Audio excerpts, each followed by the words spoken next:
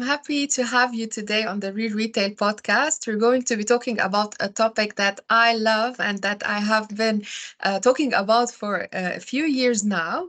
And we're going to be discovering what you do, what you have been doing, and why you have been very busy for the past few months.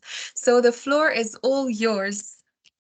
Thank you so much. Thank you for having me. It's an honour to be here today speaking to you from Thank the you, back of the Tilly. shop, sat on my makeshift office floor. We can see that. I wanted also to see the shop, but maybe we will have this point of view in our upcoming live if you have the time to show us a That would be little bit. great. Yeah, that would be really cool. We'll show you So around. perfect. So Tilly, to start with, can we have a little introduction about yourself and how did you come across these beautiful projects that you are doing? Yeah, so it's quite it's quite a funny backstory, I guess. So basically I started my business. I mean, it goes back to the seed was kind of planted when I was like 18. Used to live in Spain, and I was, the kind of the shops that I was seeing in Spain, the kind of independent little markets, and the yeah, the little independents that you went round, and I just loved it. I loved it. I loved living there, and I loved the culture, like everything. And it kind of um I when I moved back to England, so when I moved back to England, I was 22, and I just really kind of like missed that. And I kind of walked down my high street in my hometown that I moved back to, and was like, this is just copy and paste. Like anywhere I go, it looks exactly the same. Um, and so I was selling vintage clothing at the time. I had my own vintage clothing brand, and I wanted my own shop. So I was like, I'm gonna have this kind of shop, and it was like the height of kind of, you had like not on the high street, and ASOS Marketplace was like a big thing in the UK at the time, and it was like lots of different people selling online in the marketplace. I kind of loved this idea of um yeah, lots of different people selling, but in real life rather than it being online. Um, and I wanted my own shop, and I kind of started looking and doing research, and when I kind of started my business properly and was going at it kind of, hard, and was like, this is what I want to do. Looked at the costs, the rents, the rates, the fit out, everything, and I was like, I can't afford that. I was like, I'm not going to be able to do it. And at the time, I was actually I managed to find my own flat, but so I was living on my own. But again, I was just trying to start a business, working lots of different jobs, and I rented out my bedroom on Airbnb. I slept on the sofa for like 2 years to try and pay my rent. And I was like, I'm sharing my rent between and there's you got a shared, this whole shared economy, Airbnb, car shares. And I was like, why is it like not happening in retail? Like, why is this like, not a thing, so you can pay the rent? So I kind of, I was started running a market, so I started to get a lot of local small businesses, like a network and a community that really started to happen in my hometown in Chelmsford in Essex, and that was going from strength to strength. And then I got hold of a space and was like, I'm going to test this idea out of lots of different people in one space and see how it goes. And I think it was there was all I can't really claim that concept shop and the collective, it's been around for obviously so long, but Mm, like the scale and kind of what we were doing on that level in that landscape, it, we were kind of, there wasn't many people, or there wasn't many examples that we could go off. We were just kind of winging it, making our own way up, because there was no no kind of like guide to give us. So yeah, that was now 8 years ago, and then so I was still under my vintage clothing brand, because the whole thing was like I was doing these shops to try and get my brand out there, and it was working really well, and my brand was getting out there. And but then the shops and the spaces that we were running kind of started to take over, and then the pop-up club was born from that. And we were like, yeah, we need some we I kind of, the community that was around me compared to like working on your own as well, that I kind of really loved being part of something bigger than just Mm, like myself. mhm. And I really kind of loved helping. I loved helping other people. And when I started to see like that there was something that I was doing that was, yeah, like just bigger than myself, I kind of, yeah, I found a passion and a purpose in it. And it's been like that ever since. So you started with an idea and then it grew. So you were experimenting for With, quite some yeah, time, and before you came across this concept that is now more clear and sitting in its rightful place. But this experimentation clearly taught you a lot. It taught you about managing a store, about all the things happening when we manage a store, managing people, getting collections, communicating, etc. yeah, Anyway, every time I talk to you, you're running across town to run an errand. So how is it? How do you manage yeah. your time uh, between yourself as an employee or a team member of that store, and then you managing all the other brands that you work with?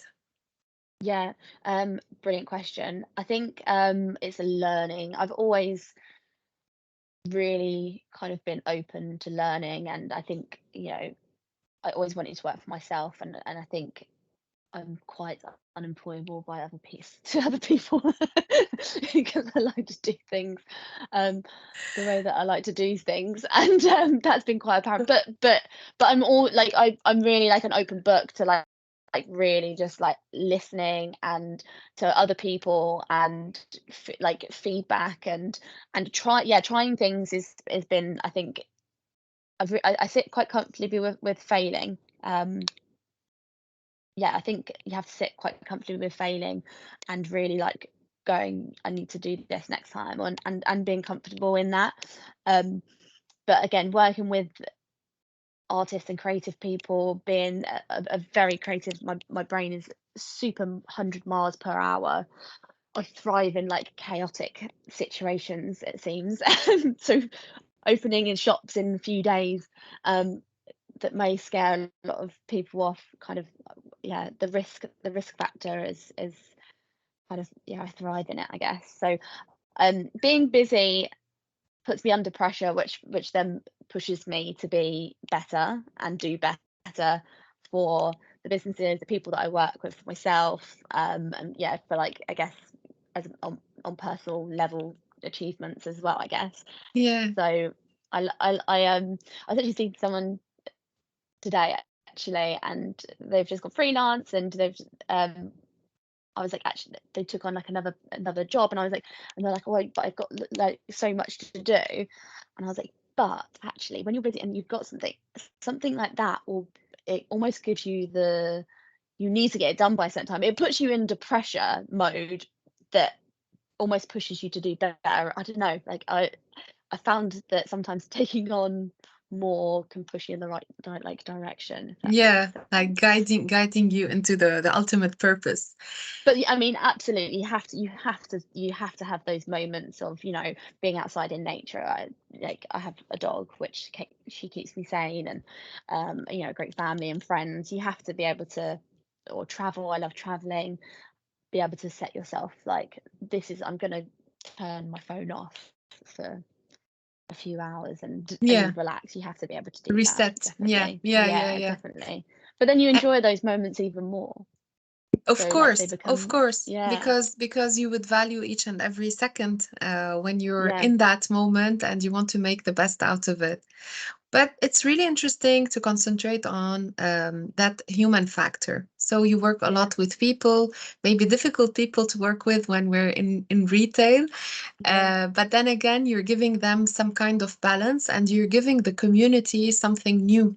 So, in your hometown, on that high street, do you believe that you have brought something new and a breath of fresh air, as we say, to your local community?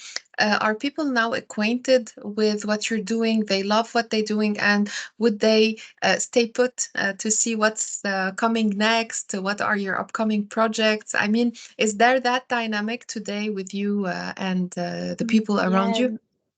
Yeah, massively. I think like yeah, massively. And a lot of the people that I know is through work as well, and because I used to live away in a different country, and when I moved back, so and then I started it, so definitely the people around me have kind of seen what we've done over the years as well, and kind of built it from really grassroots, kind of bootstrapped everything, um, and so in my home, we don't have a pop up in Chelmsford at the moment. We've done on and off there for years and years. Um, and we always get messages being like, when are you coming back? And everyone's always asking us to come back. But it's there's a place there now that's run as a charity, that was inspired by the art place in Chelmsford, and they started, and they work with volunteers, and Edith, the woman who runs it, she's French actually.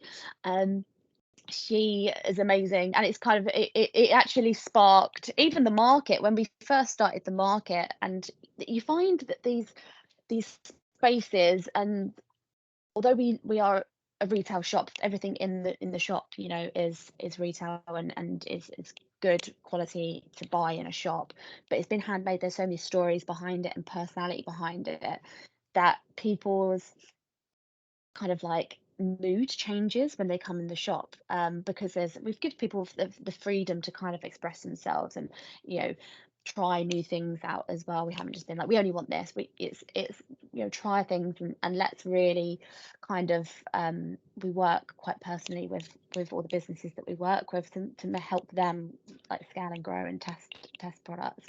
uh, I think that really shows through in a lot of the and shows through in a lot of the shops. They've got personality. It's not just, and everyone and all of them are different. So we've got lots open at the same time over Christmas, for example, and they all feel different, as well, because there's all these personalities that are inside, that have The kind of space. come together. Yeah, Yeah, yeah.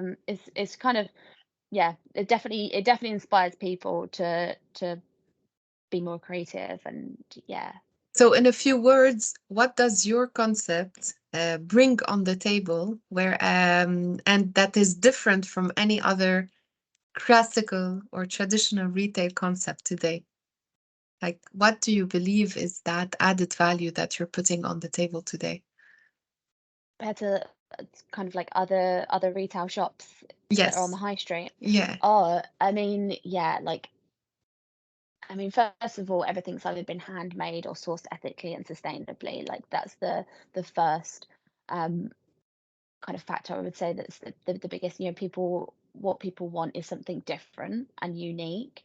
Um, that the people connect to as well. So if this is made in your hometown or your home city around the corner, people have a connection to it.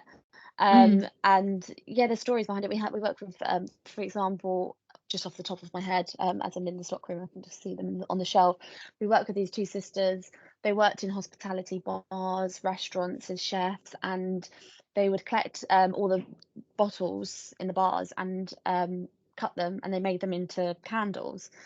And they still to this day, they go around and collect all of these bottles, and hand pour every single candle, and they're all like kind of like cocktail recipes, or from the background. And there's just these two sisters that just work silly hours to get all of their candles done. Yeah. I'm like, you need some help, girls, now, because they're so busy. And they started with us. It was their first pop up in 2021. They've just opened their own shop with one of our other traders who does jewelry, and they've just opened a shop in Brick Lane in London. Nice. So they're just off, yeah. So they've just opened, which is amazing. Kind of like we're actually at that point where we've been going for a while now. It's been interesting, especially for the last year for me, as never this is my first business that I've run. Um, See the kind of the impact that it's had on the people that we've worked with over the years. So we're starting to really see that people are taking on their own staff, they're opening up their own spaces, and it's kind of these success stories that come from it. We've done the over Christmas 12 days of success, because I was like, we're at this kind of really exciting, for me, so Nice. exciting to see Sure, and watch, sure. Contributing to but to someone's it success. yeah, exactly. It's like, when you do, I mean, we know what we do anyway, but when something like that happens, you're like, yeah, this is why I do what I do, kind of, to see things like this. It's great. Two aspects that are very much connected with pop-up stores are the store's design, like the Yeah. atmospherics, and communications. How much do you invest in store atmospherics? When you put together all of these people in a space, do you invest or reimagine the space, or you leave it as is and you concentrate on the people and their product? Yeah. That's really, yeah. This is good, great questions. I love these questions. Got it. So the furniture you've probably seen in some of the photos and videos of the shop, and people always kind of comment on it and always like, where did you get them made? We had made all of our furniture, and I say we started with one shop, and we had no I started with like 20 quid in my account, and we had no money, so I made all the furniture with a carpenter that helped me, and we designed them, because I was like, how are we going to make something, because everything was just so expensive to kind of start kitting out. And it was just that we used, organic, we used wood that we could find. There was like scaffold boards we were using. Hmm. Loads of it was recycled. Um, and then we started designing stuff, and it had to come down quickly. It had to go up quickly. It needed to be stored. It needed to be able to fit, X, Y, Z kind of, so many different products, because we don't just work just with jewelry, we don't just Mhm. with art. It had to kind of work for everything. So we kind of had these shelving units designed and made for the first shop, and since then it's just, we just kept making more and more and more, and they've worked every time, and they really are signature. And you'd even like go into the shops, and they start to, because of the wood, they start to smell the same, because you have like this fresh wood in the shop that smelled really nice. Then you had the candles, so it had like this woody kind of earthy, then the candles and all the lovely smells that come from them shops. So this kind of, yeah, it kind of really happened organically, I think, for the shops, and the way they look and designed. First of all, because we had no money, so it kind of come from that, and then um, and and and it worked. Yeah, It kind of works. They work because wood. It works with it works with everything. You have so many different colors, and when you have a shop that's, you know, I don't know, Louis Vuitton, or any kind of like brand that's got their color scheme.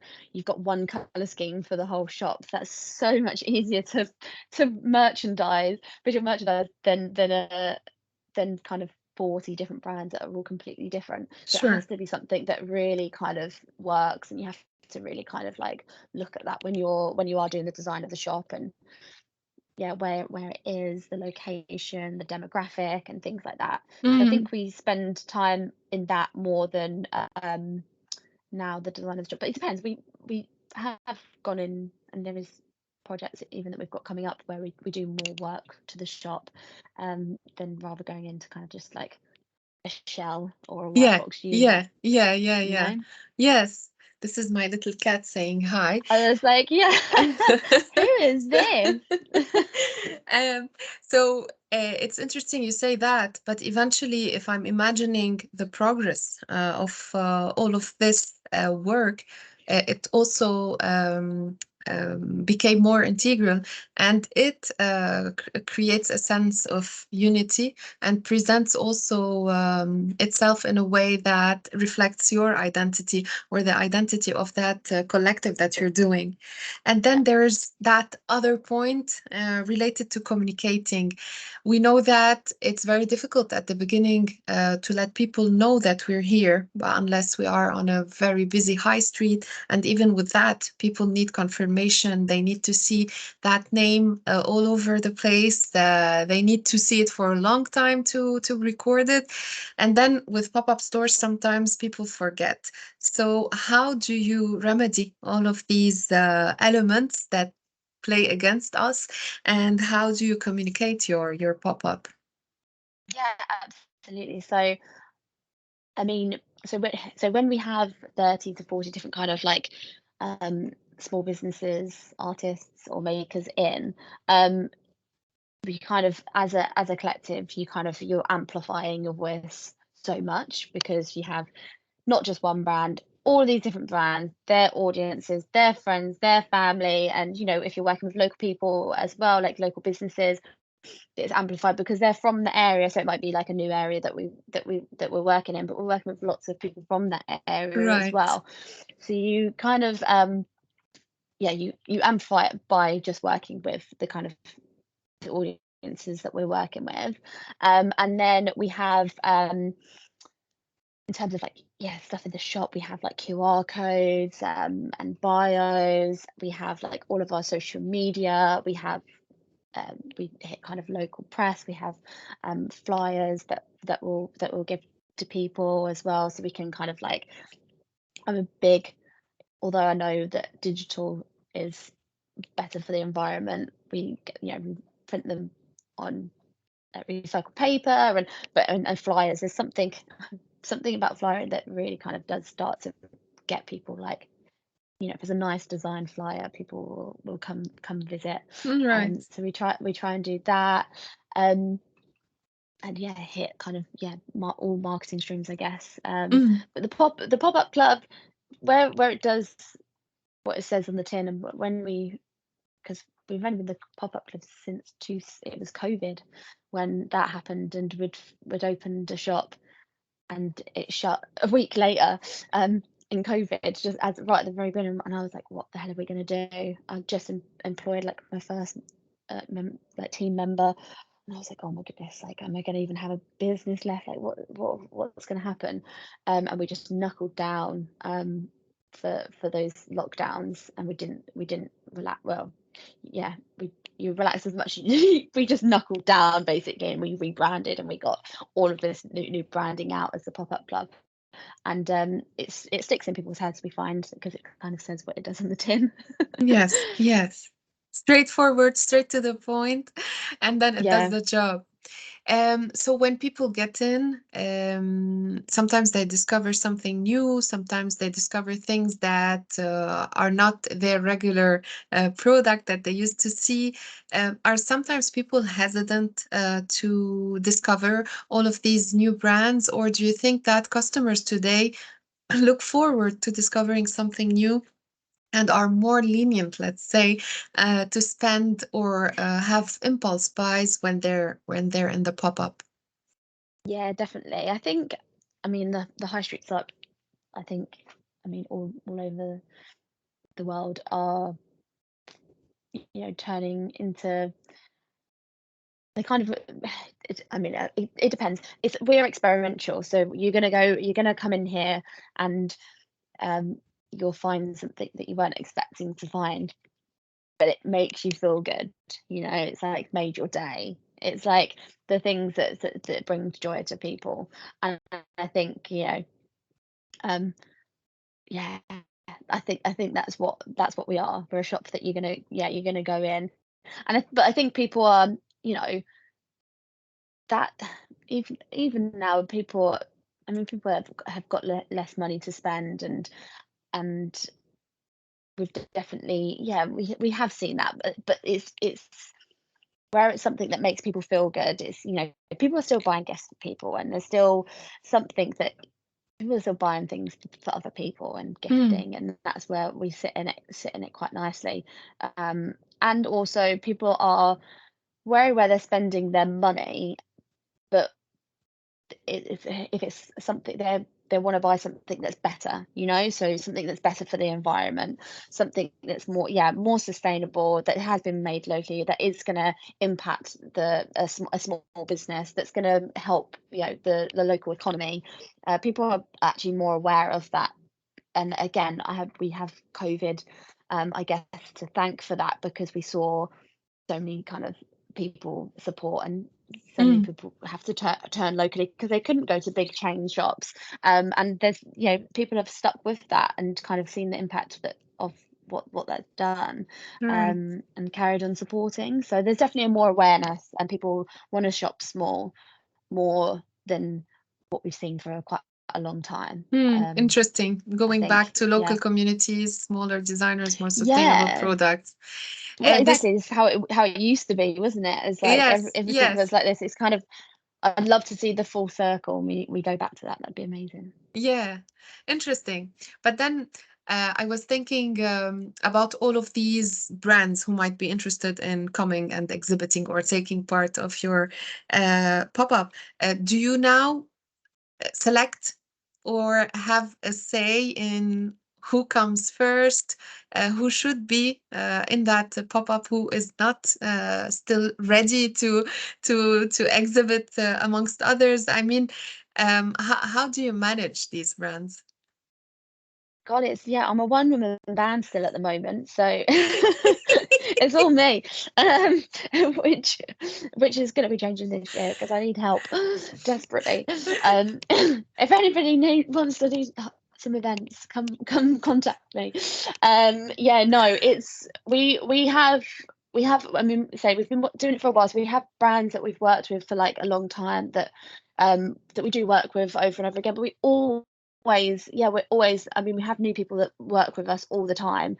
So like we've just had the our Victoria shop, which I'm here now in London for 6 weeks. It's been extended to 6 months, and we'll be swapping and changing like monthly. We'll have new people in. So there's loads of opportunities that arise. And one of the things that we're working, and we've got like our mini guides that have that we've just launched as well for this year, and or just the back end of last year, that where we're helping people get ready for shops as well. So that if they're not quite retail ready, which some brands aren't, really like helping them and guiding them and giving them Hmm. more resources to try and get them, this is what we look for, and this is what you can be doing to kind of get yourself ready for to be part of a pop-up. Yeah, yeah, yeah. Interesting. And finally, my to conclude tonight on this beautiful conversation, how do you see the future of the pop-up club? Where do you see yourself going and growing with this concept? I mean, with 8 years, you have seen that the curve has really shifted from a form to Amazing. another. It's crazy. And It's incredible, yeah. and then do you see or maybe foresee things integrating into that concept in the near future or maybe in the far future? um I Yeah, I'm definitely an ideas person, and I really kind of, yeah, thrive at like finding that, how what can we do next and staying ahead of the curve. Um, so there's lots of things that we have planned for this year that is really exciting. Um, which I can't say much about now, but there's lots of things that are happening in the background that have been happening for a little while that I'm really looking forward to launch this year.